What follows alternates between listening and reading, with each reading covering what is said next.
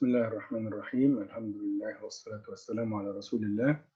Dear first year students, today we're going to have a grammar lesson. We're going to have a quick revision on some tenses and the difference between these tenses. Let's start together with the simple present tense. The simple present tense, okay, is the tense which we use for facts or things that are true in general or for also repeated habits العادات المتكررة. إذن بالنسبة للpresent simple يستخدم فيه إما facts, things that are true in general or repeated habits. Okay. How can we form a verb in the present simple tense? Okay, we can use a verb in the form of verb 1,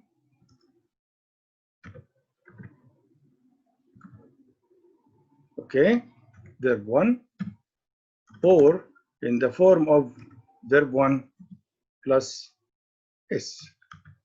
So this is the present simple. We can say play, we can say plays, go, goes, study, studies.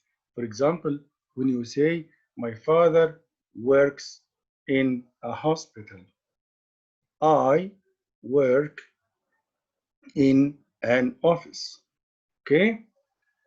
So here, if you follow with me, the Saudi Riyal is, Mr. Ahmed, where is verb 1? Where is verb 1 plus s? This is verb be. Verb be in the present is am, is, or are. So this is verb be, yakun, in the present. The Saudi Riyal is the official currency of the Kingdom of Saudi Arabia. The digital generation includes today's teenagers. Digital generation, it's a singular word. So here we have includes, because with he, she, and it, we add s to the verb. Right. Okay. For example, I can say I go to school every day. He goes to school every day. My parents, this is a negative sentence. My parents don't read newspapers online. This is a fact, a general fact. My parents don't read newspapers online. So, what if I start this sentence with my father, a singular word? If I use my father, I will not use don't, I will use doesn't. My father doesn't read newspapers online. Let's move to a question. Does Qatar belong to the United Arab Emirates? Belong to, تنتمي إلى. Okay. Does Qatar belong? We use does because Qatar is a singular word. Do you study English at school? Do you drive a car? Okay. So this is the present simple, which is used for facts or things that are true in general or for repeated habits. Let's move to another part, which is the present progressive, and see the difference between the present simple and the present progressive. So here we have simple present versus present progressive. Okay, we knew that the present simple, okay, takes verb 1 or verb 1 plus s. What about the present progressive? What about the present progressive? Here in the present progressive, we use be, okay, be, am is are. Be is am is are plus verb ing is going, are sleeping, am watching, like that. Right. When do we use the present progressive? We use the present progressive to describe an action which is happening at the moment of speaking, which is in process or in progress. I'm sorry, in progress at the moment of speaking. يعني حدث مستمر في وقت التحدث. Okay, so let's go back to the simple present to talk about habits or routines. What about the present progressive here? For actions occurring now الآن. طيب في استخدام آخر؟ نعم. or for a temporary situation. يعني إيه مستر أحمد temporary situations؟ يعني موقف مؤقت. طيب عايزين نفهم أكتر. تعالوا نشوف كده يا شباب. The temperatures change with the seasons of the year. درجات الحرارة بتختلف مع اختلاف فصول السنة. Okay, this is a fact. So here we use the present simple. But look at that example. In this example, the temperature in the poles عند القطبين القطب الشمالي والقطب الجنوبي are changing, okay, drastically يعني أو happening now they are changing at this moment. Okay, so here for a permanent situation موقف دائم we use the present simple. John lives in Quebec. Okay, this is a permanent situation. Where does he live? He lives in Denmark. خلاص. Okay, but for a temporary situation بالنسبة للشيء المؤقت but he's studying in France this year. السؤال, does he live in France? Does he always? No, he doesn't always live, just this year. So this year he's staying, he's studying in France. For example, if my father works in Dhahran, so my father works in Dhahran. This is a permanent situation. ده موقف دائم. طيب, but this week, okay, he's having a course in Riyadh. هذا الأسبوع فقط he's having a course. إذا شيء مؤقت فاستخدمنا ال present progressive. طيب, بيقول لي انتبه إن some verbs are not often used in the progressive. Some verbs. طيب يا مستر أحمد الverbs دي عادة إحنا بنسميها إيه الverbs دي يا شباب؟ بنسميها stative verbs. إيش هي الstative verbs يا شباب؟ ماشي؟ هي الverbs that are not used in the progressive التي لا تستخدم في المستمر. طيب هل لها مسمى آخر؟ ممكن أسميها non-action verbs. أوكي؟ non-action verbs. طيب نبي توضيح. هي يمكن المسمى الأخير أكثر وضوحا. non-action يعني ما فيها action. بمعنى إيه؟ بمعنى understand, love على سبيل المثال, want, need, think بمعنى يعتقد. خلي بالك لأن think لو استخدمناها بمعنى يفكر ممكن نستخدمها في ال present progressive. have بمعنى يملك لا تستخدم في ال progressive. لا ما تقدر تقول لي I am having a car. لكن have بمعاني أخرى ممكن استخدامها في ال present progressive. You can say I'm having lunch now. He's having a shower at the moment. Okay? إذا الأفعال بنسميها stative verbs أو non-action verbs أو بمعنى أصح الأفعال اللي ما فيها حركة. طيب watch فيها حركة؟ أي نعم watch فيها حركة. طيب sleep حتى sleep فيها حركة؟ نعم أنت بتتحرك وأنت نايم. طيب لكن believe يعتقد, forget, hear, know, like, love وبالمناسبة وأفعال غيرهم هو هنا مش جايب كل الأفعال. إذا دي بنسميها stative verbs أو non-action verbs. طيب ليه بنتكلم عليها؟ They are not used in the progressive form.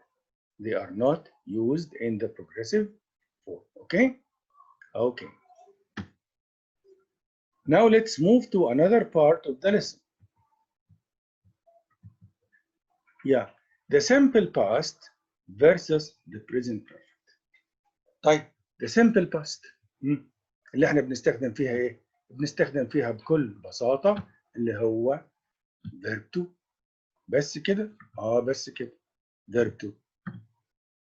played, studied, went, saw, wrote, found اللي هي يا شباب الباست simple.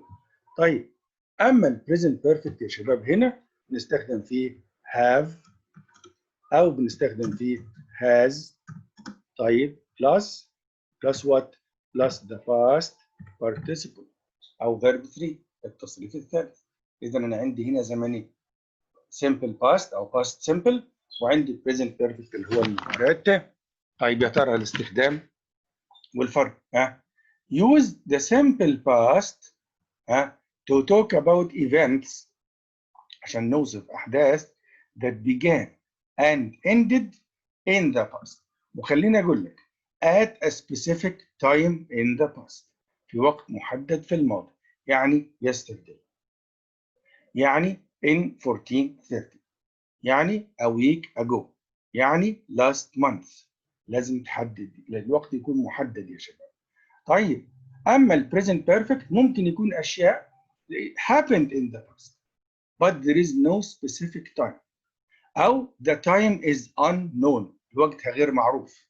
فبالتالي بنستخدم هنا have او has plus pp. For example نعطي مثال من عندنا كده يا شباب. علي broke his arm yesterday. خلاص yesterday last week 2 days ago. So علي broke هنا في الباست verb 2. طيب لكن لما اشوف علي كده معلق دراعه كده ومش قادر يكتب، ايش في علي؟ يقول لي علي has broken his arm. طيب متى؟ ما ذكر، ما حدد، فبالتالي has broken. لكن لما ذكر لي yesterday او last week قال لي broke في الباست. طيب اذا تعالوا نشوف كده يا شباب. the Russians اللي هم الروس launched the first artificial satellite in 1957. أو هنا حدد أهو يا شباب. أوكي. أما بالنسبة للبريزنت بيرفكت to talk about an indefinite time وقت غير محدد in the past غير محدد. many countries have launched satellites into space. طيب متى؟ they have launched أطلقوا في الماضي لكن the time is indefinite غير محدد غير معرف. there is no specific time علشان كده استخدمنا have launched. طيب also use the present perfect to talk about events that began in the past and continue into the present. مستر أحمد فهمني أكثر. لما تقول لي I have studied English for 5 years إذا بدأت في الماضي واستمريت إلى الحاضر. تقول لي I have studied. Okay. I have driven a car since وليكن 1440 من 1440 برضه بدأ في الماضي واستمر إلى الآن. The United States has launched many astronauts طبعا astronauts رواد فضاء into space since 1969 طبعا منذ 1969 وإلى الآن يا شباب. إذا استخدام آخر للpresent perfect المضارع التام events that began in the past and continue واستمرت in the present. Okay.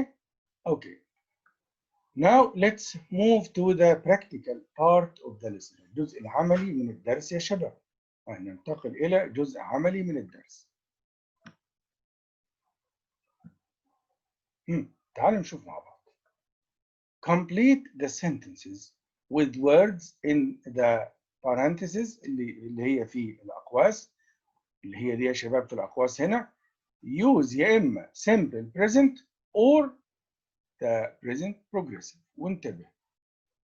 طيب he with طبعا المفروض هنا live يا شباب with his uncle خلي بالك until he can find his own place. طيب تفهم من الجملة دي يا شباب إن تعالى نرجع للخلف ما عندك مشكلة. تفهم من هنا يا شباب إنه هذا الموقف يعتبر إيش؟ يعتبر temporary مؤقت. ليش؟ until he can find his place، إلى أن يجد مكان خاص به، وبالتالي هتكون present progressive. يعني إيه يا شباب؟ يعني هتكون he is living. غلط هنا إن إحنا نقول يا شباب he lives in present simple. ليش؟ لأنه it's not permanent. ليس إيه؟ I'm sorry. Yeah, it's not permanent. Yes. Yeah, it's not permanent. It's temporary. Okay. So the answer here is what? He is living. The water full stop. Please turn it off. هنا كلمة boil يا شباب.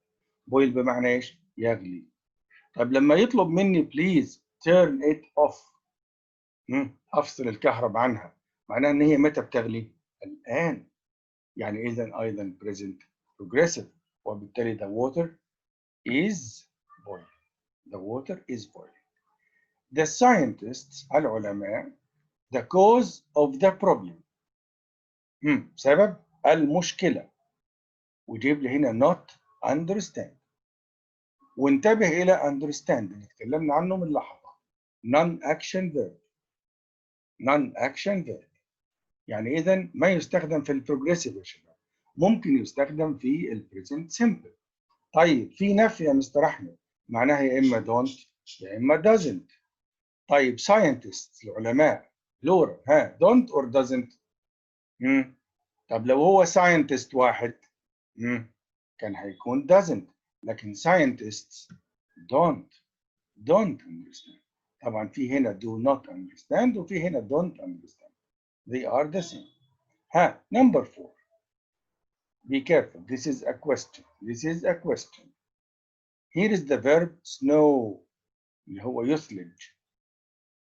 يثلج. In your country in winter في الشتاء. بيتكلم عن ايه؟ بيتكلم عن general fact، حقيقة مطلقة، ماشي؟ أو حقيقة عامة، فبالتالي لازم يستخدم البريزنت سيمبل. طيب يا ترى مع it هيستخدم does ولا do؟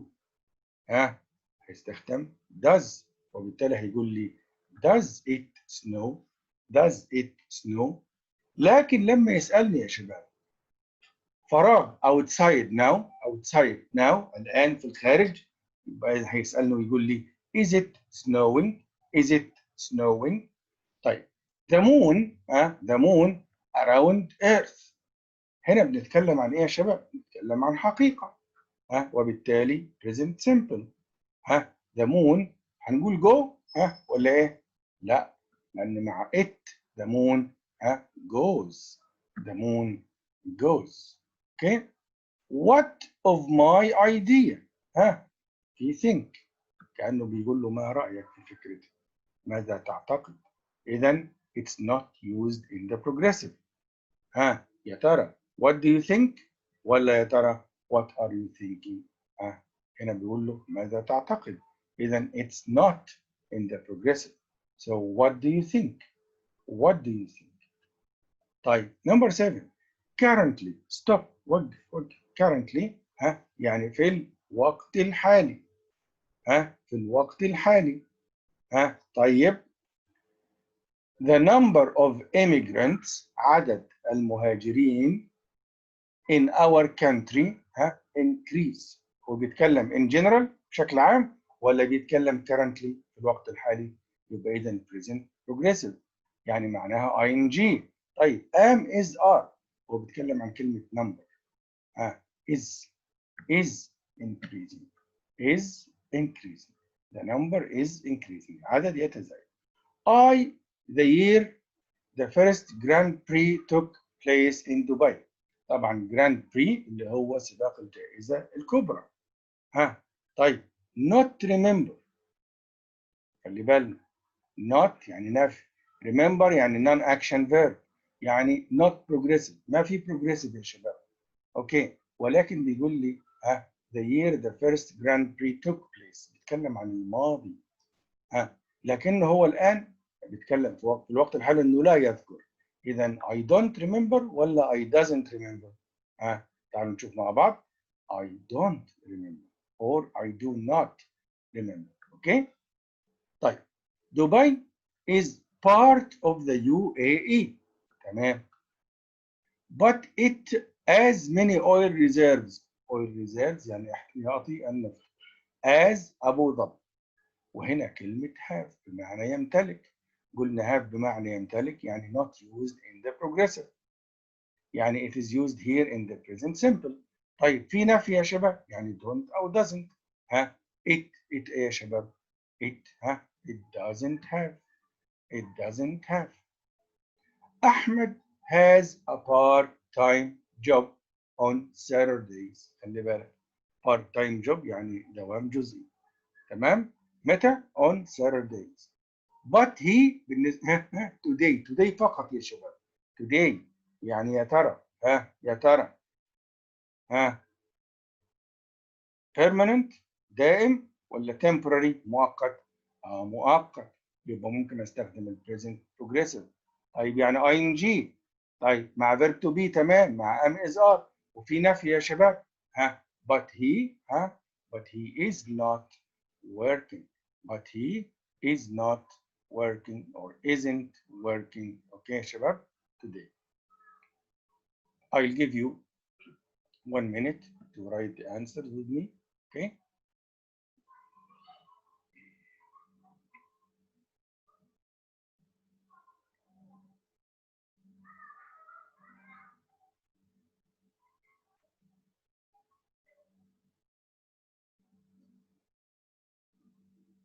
Now let's move to another part of the lesson. Okay. Here we have something like an email. Okay. Let's just take the first part of this email. What do we need? Complete the email with the correct form of the verb. So here we have a verb and we want to use the correct form, the correct tense. Okay. Present simple, present progressive, past simple. Okay. Now let's just take the first part and then we will complete the next time, inshallah.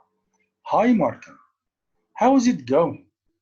I hope you are well and that you have not worked very bad. أو very hard. I'm sorry, very hard. إذا هو هنا بيتمنى شيء في الوقت الحالي. يعني إذا يا شباب temporary مؤقت. أتمنى إنك ما تكون يعني تجد صعوبة في العمل. يعني هنا progressive. نعم progressive. طيب يعني am is are. نعم مع النفي مع verb إيه؟ مع verb ing. I hope that you are not working. You are not working. University life الحياة الجامعية in Britain be very different from the way it is in Santo Domingo. هنا بيتكلم عن واقع عن حقيقة. يعني بيقول لي استخدم verb to be في الواقع يعني استخدمه في البريزنت يعني just am is are. University life in Britain معناها singular معناها is. طيب عطنا تفاصيل أكثر. Most international students. ما المقصود بكلمة international students؟ اللي هم طلاب students from other countries. live in dorms. dorm يا شباب عادة بتكون غرفة مشتركة for students or for university students. For the first year of study. برضه بيتكلم in general بشكل عام إنه في السنة الأولى they live in dorms. طيب the dorms are places بيعرفنا يعني ايه dorms that help new students gradually settle يستقروا تدريجيا into life in the UK. طيب برضه بيتكلم بشكل عام فاذا بالتالي help that ايه that help لانه بيتكلم عن dorms يعني they and meet other students like them ويقابلوا طلاب آخرين مثلهم. نفس الكلام لازلنا بنتكلم فيه حقائق مطلقة فبالتالي إيه يا شباب؟ بالتالي أيضا بيستخدم meet. بيستخدم meet. أوكي؟ طيب إذا يا شباب now we come to the end of this lesson. Till we meet again next time. I wish you all the best. Thank you and goodbye.